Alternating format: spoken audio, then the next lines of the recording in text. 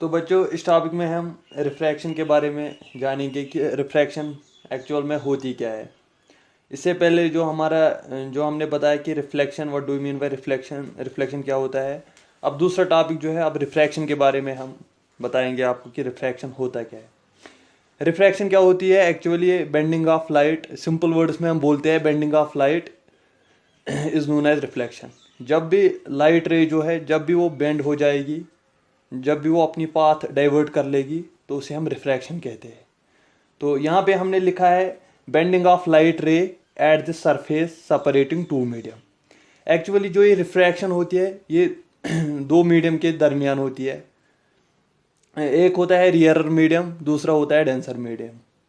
जब हम क्या करते हैं कि जब जो लाइट रे होती है वो रियरर मीडियम से डेंसर मीडियम में जाती है, तो वहाँ जब वो एक मीडियम से दूसरे मीडियम में जाते हैं तो वहाँ पे क्या होती है, उसकी पाथ जो होती है वो चेंज होती है। उसी को हम रिफ्रैक्शन बोलते हैं। सिंपल वर्ड्स में बेंडिंग ऑफ लाइट, जब बेंड होगी लाइट उसे हम रिफ्रैक्शन कहते हैं।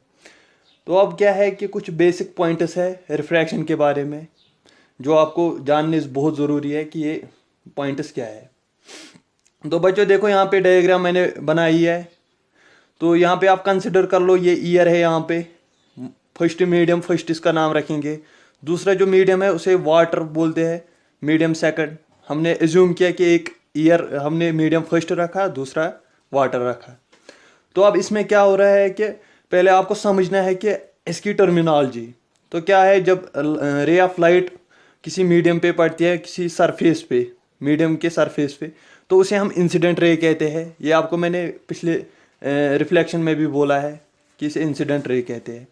तो अब क्या है कि ये जब इस मीडियम, एक मीडियम से दूसरे मीडियम में गई, तो ये जो ईयर है ये रियर मीडियम है, दूसरा जो वाटर है वो डेंसर मीडियम है। रियर मीडियम क्या होता है, उसमें जो पार्टिकल्स होते हैं वो दूर दूर होते हैं, तो उसमें जो लाइट जब ट्रेवल करती है उसे ज़्यादा मुश्किलात का सामना नहीं करना पड़ता है। तो डेंसर मीडियम वो होता है जिसमें पार्टिकल डेंस हो, मतलब एक दूसरे के नज़दीक हो। तो उसमें क्या होता है, उसमें जब लाइट रे पड़ती है तो उसमें उसके मुश्किलात का सामना करना पड़ता है। तो अब क्या है, यहाँ पे जब इंसिडेंट रे आई किसी अब एक मीडियम से दूसरे मीडियम के लिए, मतलब जाएगी एक मीडियम से दूसरे मीडियम तक। तो यहाँ पे क्या हो रहा है, जब ये दूसरे मीडियम के अंदर घुस रही है तो देखो बच्चों, ये तीन केसेस है, ये आपको मैं इसके बाद बताऊंगा कि क्या होता है एक्चुअल में अगर रियरर टू डेंसर मीडियम में जाएगी रे, या डेंसर से रियरर। तो पहले मैंने यहाँ पे सिंपली आपका एक केस लिया है कि जब रियरर से डेंसर जाएगी, तो क्या है, जो यहाँ पे ये इंसिडेंट रे है, तो ये एक्चुअल ये कहाँ से पास होनी चाहिए, दूसरे मीडियम में, यहाँ से। जो मैंने ये डॉटेड डॉटेड पॉइंट जो दिखाए हैं यहाँ से ये पास होनी चाहिए। लेकिन क्या होता है, ये अपनी पाथ डाइवर्ट करती है डेंसर मीडियम में। तो ये क्या है, ये टुवर्ड्स नॉर्मल की तरफ बेंड होती है। यहाँ पे देखो, ये जो नॉर्मल है, जो आपको मैंने बताया रिफ्लेक्शन में भी, कि नॉर्मल क्या है, परपेंडिकुलर होता है सरफेस पे। तो देखो ये यहाँ पे टुवर्ड्स, एक्चुअल में इसकी पाथ ये है, लेकिन ये कहाँ जा रही है इस वक्त, टुवर्ड्स नॉर्मल। तो अब क्या है, यहाँ पे भी एंगल ऑफ इंसिडेंस और एंगल ऑफ, उसमें रिफ्लेक्शन में एंगल ऑफ रिफ्लेक्शन था, तो इसमें क्या है, एंगल ऑफ रिफ्रैक्शन। तो एंगल ऑफ इंसिडेंस क्या है, जो नॉर्मल और इंसिडेंट रे आपस में एंगल बनाते हैं उसे हम एंगल ऑफ इंसिडेंस कहते हैं। तो एंगल ऑफ रिफ्रैक्शन क्या है कि जो ये रिफ्रैक्टेड रे, उसमें क्या थी, रिफ्लेक्शन में रिफ्लेक्टेड रे, जब हम इंसिडेंट रे किसी मीडियम पे किसी सरफेस पे डाल रहे थे तो वहाँ से वो रिफ्लेक्ट होके वापस जाती थी, उसे हम रिफ्लेक्टेड रे बोलते थे। लेकिन यहाँ पे क्या है, यहाँ पे हम इसे रिफ्रैक्टेड रे बोलते हैं। अब क्या है, एंगल ऑफ रिफ्रैक्शन, ये होता है वो एंगल जो ये रिफ्रैक्टेड रे नॉर्मल के साथ एंगल बनाए, उसे हम एंगल ऑफ रिफ्रैक्शन कहते हैं। तो यहाँ पे देखो, मैंने पॉइंट यहाँ पे अलग लिखा है आई और आर, इनको हम आई और आर से डिनोट करते हैं। आई क्या है, एंगल ऑफ इंसिडेंस, आर क्या है, angle of refraction. Now there are 3 cases in refraction. अब जो ये रिफ्रैक्शन है इसमें 3 केसेस है। केस फर्स्ट में क्या है कि जब लाइट रे रियर मीडियम से डेंसर मीडियम तक जाएगी, तो क्या है, देखो यहाँ पे हमने एक मीडियम ईयर रखा, दूसरा मीडियम वाटर। ईयर है रियर मीडियम और वाटर डेंसर मीडियम है। तो जब हमने कोई रे ऑफ लाइट पास की, वो ईयर से जाके वाटर में गई, तो क्या होता है उसकी एक्चुअल पाथ जो है वो ये है, मतलब यहाँ से वो पास होनी चाहिए, लेकिन क्या होता है एक्चुअल में वो मतलब वो टूवर्ड्स नॉर्मल बेंड करती है। देखो ये यहाँ पे नॉर्मल है, वो तो इस तरफ नहीं जाती है लेकिन इस तरफ टू नॉर्मल की तरफ यहाँ पे आती है ये रे। तो यही होता है जब रे ऑफ लाइट रेयर से डेंसर मीडियम तक जाएगी तो वहाँ पे क्या होता है वो बेंडिश टुवर्ड्स नॉर्मल होती है, नॉर्मल की तरफ बेंड होती है। ये हो गया केस फर्स्ट। अब हम केस सेकंड के बारे में जानना चाहेंगे। केस सेकंड यहाँ पे है डेंसर टू रियरर। अब क्या है, रे ऑफ लाइट जो है वो डेंसर मीडियम से रियरर मीडियम तक जाएगी। तो अब हम यहाँ पे एज्यूम कर लेंगे कि डेंसर मीडियम जो है अब हम उसको वाटर रखेंगे, डेंसर मीडियम वाटर। तो यहाँ पे क्या है रियरर मीडियम वो ईयर रखेंगे हम। तो अब क्या है, जब रे ऑफ लाइट यहाँ से देखो पास हो रही है ना, वाटर से अब कहाँ बाहर की तरफ ईयर की तरफ निकल रही है डेंसर मीडियम से रियर में, तो उसकी एक्चुअल पाथ क्या होनी चाहिए थी ये, लेकिन क्या वो कहाँ से निकलती है, वो इस तरफ निकलती है। देखो यहाँ पे मैंने शो किया है। तो जब डेंसर से रियर मीडियम रे जाती है तो क्या होता है, वो बेंड होती है अवे फ्रॉम नॉर्मल, मतलब नॉर्मल से दूर चली जाती है, बेंड्स अवे फ्रॉम नॉर्मल। तो अब क्या है, अब हमारे पास केस थर्ड है। केस थर्ड क्या है, when incident ray follows normally. Case third है कि जब अगर इंसिडेंट रे वो नॉर्मली मतलब परपेंडिकुलर पड़ेगी किसी भी सरफेस पे, तो वहाँ पे क्या होता है, वहाँ पे आपको पता ही है कि एंगल ऑफ इंसिडेंस जो है वो जीरो बन जाता है। देखो यहाँ पे नॉर्मल पे ही वो इंसिडेंट रे पड़ी है तो एंगल है कोई, कुछ भी नहीं है, एंगल जीरो है। तो इसमें क्या होता है, नो बेंडिंग, इसमें ये बेंड नहीं दिखाती है। तो मैं फिर रिवाइज करूँगा केस तीनों केस। तो केस फर्स्ट क्या था, जब लाइट रे कहाँ से रियर से डेंसर मीडियम में जाती है तो क्या होता है, वो जो रे होती है लाइट रे वो बेंड होती है टुवर्ड्स नॉर्मल। तो केस सेकंड में क्या है, जब डेंसर से रियर मीडियम तक जाती है तो वहाँ पे क्या होता है, बेंड्स अवे फ्रॉम नॉर्मल से दूर चली जाती है। तो केस थर्ड क्या है, when incident ray follows normally, जब ये मतलब नॉर्मली पड़ेगी, परपेंडिकुलरली पड़ेगी, तो एंगल ऑफ इंसिडेंस जीरो होगा, तो उस टाइम क्या नो बेंडिंग होगी, मतलब वो कोई बेंड नहीं शो करेगी, अब वो अपनी पाथ डाइवर्ट ही नहीं करेगी। तो ये तीन केसेस थे रिफ्रैक्शन में। ना एक एग्जांपल मैं देता हूँ जो अभी तक हमने पढ़ा है कि हम कंसिडर करते हैं यहाँ पे ग्लास प्रिज्म।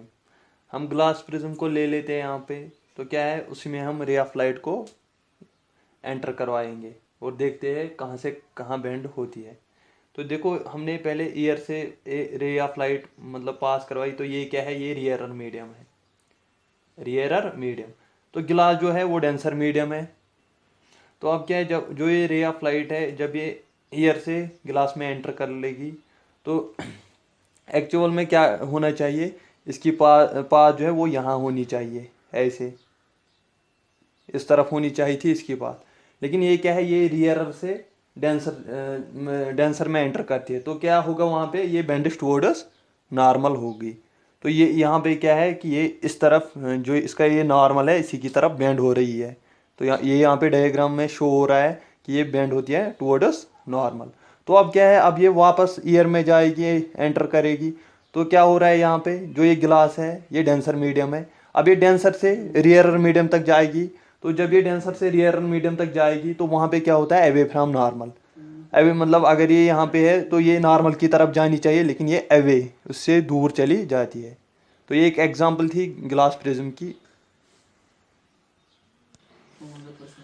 नाउ अब हम लॉज ऑफ रिफ्लेक्शन के बारे में जानेंगे कि लॉज ऑफ रिफ्लेक्शन है क्या। तो जो पहला पॉइंट है, पहला लॉ है वो क्या है, वो ये है, the incident ray, refracted ray and the normal at the point of incidence all lie in the same plane. इसका मतलब क्या है, देखो यहाँ पे डायग्राम मैंने शो की है, तो इसी में आपको मैं ये समझाऊंगा। देखो ये इंसिडेंट रे है, मतलब जो रे आई वो उसे हम इंसिडेंट रे कहते हैं, और जब वो इस मीडियम में एंटर हो जाती है तो उसे हम क्या कहते हैं, रिफ्रैक्टेड रे। मतलब वो अपनी पाथ चेंज करती है जब वो रियर से डेंसर में जा रही है। तो अब क्या है, जो ये इंसिडेंट रे है, रिफ्रैक्टेड रे है, एंड द नॉर्मल, और ये जो नॉर्मल है परपेंडिकुलर जो सरफेस पे होता है। Eight the point of incidence, ये पॉइंट ऑफ इंसिडेंस होता है कि जहाँ पे इंसिडेंट रे पड़ती है उसे पॉइंट ऑफ इंसिडेंस कहते हैं। तो all lie in the same plane, ये सारी चीज़ें जो है ये एक ही प्लेन में लाई करती है। देखो यहाँ पे ये है, ये 2D प्लेन है, तो इसका मतलब कि ये इसी प्लेन में सारी, देखो एक 2D प्लेन में सारी चीज़ें लाई कर रही है। तो यही है इसका first law of refraction. Now अब हम सिनेलस लॉ के बारे में जानेंगे, जो सेकंड मोस्ट इम्पॉर्टेंट लॉ है रिफ्रैक्शन का।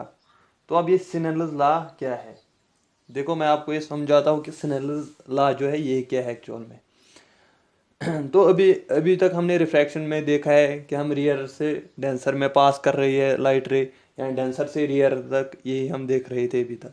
अब क्या है, मैंने फिर वही दो चीज़ें उठाई, यहाँ पे एक मीडियम रियरर रखा है, दूसरा डेंसर। मतलब मानो ये मीडियम फर्स्ट है रियरर, तो ये दूसरा मीडियम है डेंसर। अब क्या है, तो जब इंसिडेंट रे यहाँ से आएगी तो वो किस में एंटर करेगी, डेंसर मीडियम में। तो क्या हुआ, रियरर मीडियम से एक रे आ गई, वो किस में एंटर हो गई, डेंसर मीडियम में। तो अब यहाँ पे क्या हो रहा है कि हमें पता है कि ये बेंडिस कहाँ होगी, टुवर्ड्स नॉर्मल, क्योंकि जब रियर से डेंसर मीडियम में पास होती है कोई भी रे, वो बेंड होती है टुवर्ड्स नॉर्मल। तो हो गई ये यहाँ पे बेंड टुवर्ड्स नॉर्मल। तो अब क्या है, अब देखो मैंने और एक इंसिडेंट रे ली, यही मैंने दो मीडियम सेम रखे, लेकिन अब मैंने क्या किया, मैंने एंगल ऑफ इंसिडेंस बढ़ाया, मतलब मैंने चेंज किया। तो यहाँ पे क्या है, मेरा एंगल ऑफ रिफ्रैक्शन जो है वो भी चेंज होगा। तो ये भी क्या होगी, रियरर से डेंसर जब पास करेंगे तो ऑब्वियसली क्या होगा, यहाँ पे ये बेंडिश टुवर्ड्स नॉर्मल होगी। तो अब यहाँ पे एक चीज़ है, एक चीज़ ऐसी है कि जो कांस्टेंट रहती है, जो कभी चेंज नहीं होती है। जब तक हम मीडियम को चेंज नहीं करेंगे तो एक चीज़ कांस्टेंट रहती है। वो क्या रहती है, वो है कि sine i by sine r remains constant. ये जो sine i by sine r है ये हमेशा कांस्टेंट रहेगा अनटिल मीडियम रिमेन्स सेम। तब तक ये कांस्टेंट रहेगा जब तक हमारे पास मीडियम सेम रहेंगे। अगर हमने मीडियम को चेंज किया, जब हम मीडियम को चेंज करेंगे तो ये हमारा कांस्टेंट नहीं रहेगा। तो क्या है, जो सिनेलस लॉ है वो है sine i by sine r is equal to constant. मतलब जो ये sine i by sine r है ये हमेशा कांस्टेंट रहेगा, जब तब तक कांस्टेंट रहेगा जब तक हम मीडियम को सेम रखेंगे, मतलब मीडियम को चेंज नहीं हम करेंगे। तो ये जो है ये सिनेलस लॉ है, sine i by sine r is equal to constant, मतलब ये सेम रहते हैं।